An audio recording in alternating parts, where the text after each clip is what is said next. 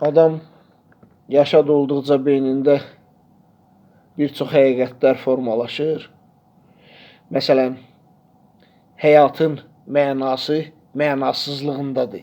Yəni, konkret adam üçün standart şablon qoyulmayıb ki, sənin üçün həyatın mənası budur.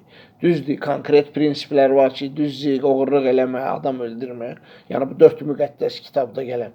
Amma sənin üçün konkret xoşbəxtlik nədir? O haqda heç bir şey yoxdur, heç bir müqəddəs kitabda. Məsələn, Mike Tyson deyir ki, nə qədər mənə çətin olsa, bilirəm ki, təslim olsam, indiki vəziyyətimdən daha yaxşı olmayacaq. Yəni, bu elə bir həqiqətdir ki, hələ deyərdim ki, o 4 müqəddəs kitabda yazılan həqiqətlərə bərabər həqiqətdir. Kimlərin yadındasan sən? İnsanların. İnsanlar əbədi deyil. Hətta şairlər, filosoflar özləri belə əbədi yaşamırlar.